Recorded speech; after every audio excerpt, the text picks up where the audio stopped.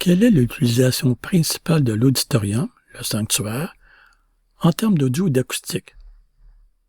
Des funérailles, des concerts, présentation d'un film, pièces de théâtre, mariage, et surtout enseignement, donc le sermon, et l'adoration, incluant les chants de l'assemblée. Autrement dit, le culte. Il faut en tenir compte dans l'acquisition du système de son et l'élaboration de l'acoustique. Ici, on voit ce que devrait être la position de la console AVL, Audio-Vidéo Lighting, autrement dit, audio-vidéo et éclairage. Cette position est centrée et à l'arrière du sanctuaire. Idéalement, on pourrait avoir 3 personnes qui s'occupent de l'AVL. Autrement dit, quelqu'un pour les présentations, les vidéos, les PowerPoint et le streaming, donc la diffusion, et une autre personne pour l'audio, que ce soit pour l'audio de la salle, qu'on appelle house en anglais, et l'audio transmise pour la diffusion. C'est toujours préférable d'avoir quelqu'un à l'avant de la salle pour les micros et les différents appareils qu'il y a là-bas. Ici, ce qu'on voit, c'est des Flyable FOH speakers, donc FOF pour Front of House. Il faut vraiment veiller à respecter les normes de la construction pour un bâtiment commercial, en ces termes. Et il faut également que les haut-parleurs soient des haut-parleurs qui ont été conçus à cette fin, comme on voit ici dans notre exemple. Pour ce qui est des subs, dans certains cas, il y en a qui ont tendance à les mettre au sol. Il faut que ça soit accroché avec les autres haut-parleurs. LCR pour left, gauche, C center au centre, right, left.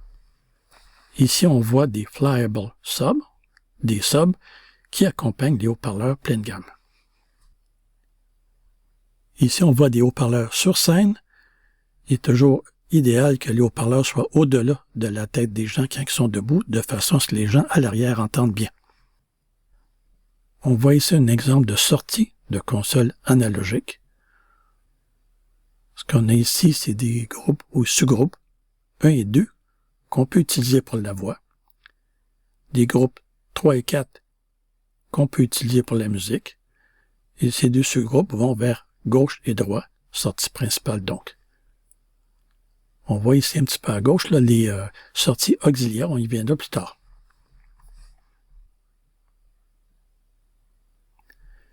Ici, ce qu'on voit, c'est les sorties principales, on peut dire ça comme ça. Donc, le main, left, right, and M pour middle ou centre, vers le FOH, front of house. Et aux, diffusion, donc l'auxiliaire pour la diffusion vers le PC. Il y a plusieurs sorties auxiliaires à chacune des voies d'entrée. Ici, dans notre exemple, le aux 6, donc l'auxiliaire 6, s'en va au master send pour la diffusion en post-fader, autrement dit après le fader, donc le potentiomètre à glissière.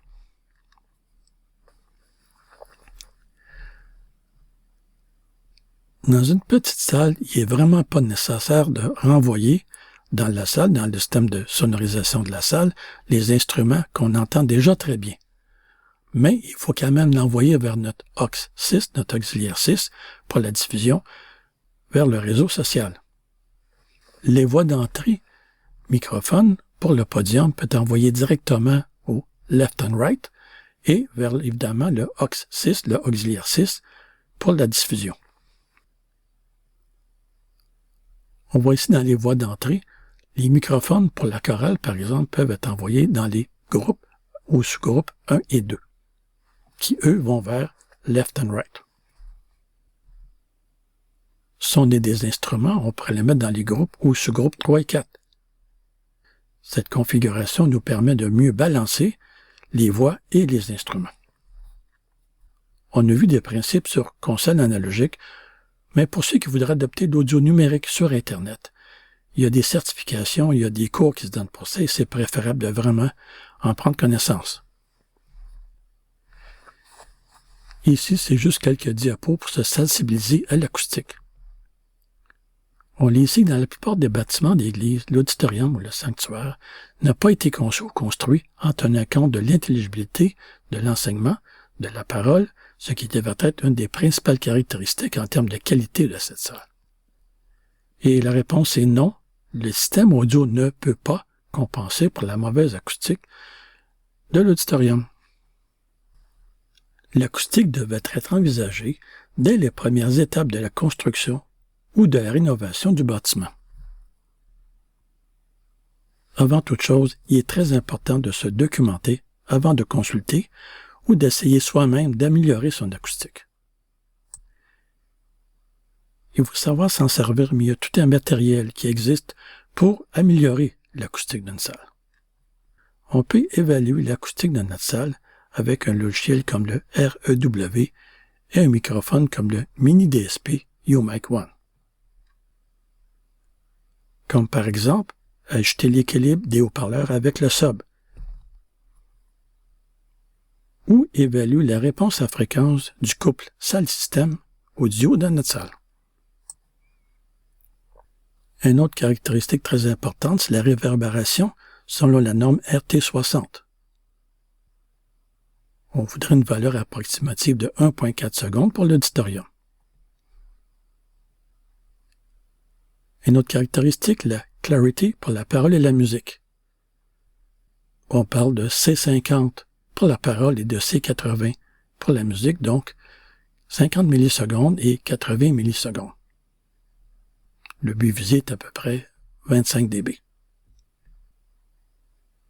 Quelque chose d'important, le niveau de bruit ambiant de la salle. C'est pas la norme NC, North Criteria, mais quand même, le but visé, c'est à peu près 30-35 dB pour l'auditorium. Un coût minime comparé au total d'une construction neuve, un coût minime comparé à la rénovation complète de l'auditorium. Il est très suggéré de faire affaire avec un ingénieur ou un architecte acousticien, un consultant. Une autre question, quel est le coût d'un environnement acoustique inadéquat? Ceci m'a fait à cette vidéo. Vous êtes invité à passer à la suivante.